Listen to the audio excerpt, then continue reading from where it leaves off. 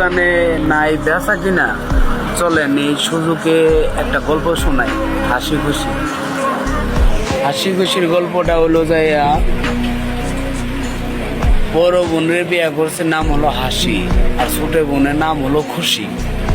তাইলে বিয়া করার পরে যখন স্বামীর বাড়িতে নিয়ে যায়, তারপরে কিছুদিন পরে তারা দুজনে মিলে শ্বশুর বাড়িতে বেড়াইতে যায়। তখন যাইয়া বলল, শাশুড়ি শ্বশুর কেমন আছেন? তারা বললো ভালো আছে। পাশাপাশি তার শালি খুশি, তারও বললো কেমন আছো? সেও বললো ভালো আছে।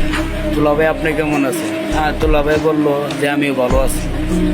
পরে দুলাভাই বললো, এতদিন পরে যেহেতু আসলাম, নতুন বিয়ে করলাম, এলাকাতে ঘোরা হয় নাই, তাহলে এলাকাটা ঘুরে আসি। আচ্ছা তোমরা থাকো, তোমাদের বোনের নিয়ে আমি এই সময়ে বেড়াই আসি, এলাকাটা ঘুরে আসি। তাহলে হাসি খুশি গল্পটা হলো এরকম। যদি না শুনেন তো আপনারা আশা করি মিস করবেন, শুই না যান, অবশ্যই কাজে লাগতে পারে।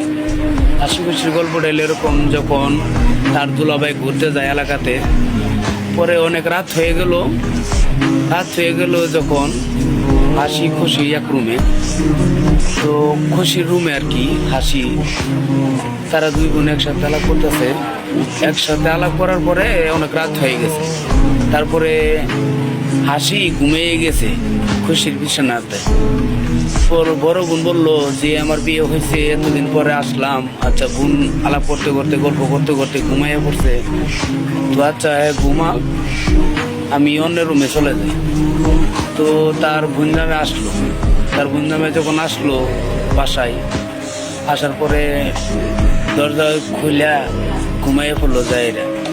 তো রাত্রের বেলা আন্দা গুন্দা, তো কিছু জানেও না, কিছু মানে অনুভবও করতে পারেনি।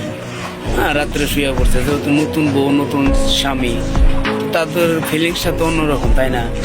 আচ্ছা, তো ঘুমাইয়ে পড়ার পর যখন রাত হয়ে গেল, অনেক রাত হওয়ার পরে তারা মানে স্বামী আর স্ত্রী যদি একসাথে থাকে তো অনেক কিছু হয়।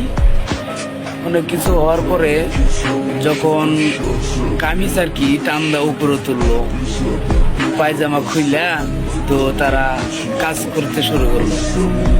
তখন বললো যে দুলাভাই আমি খুশি। পরে দুলাভাই বললো, তুমিও যখন খুশি তাহলে আমিও খুশি।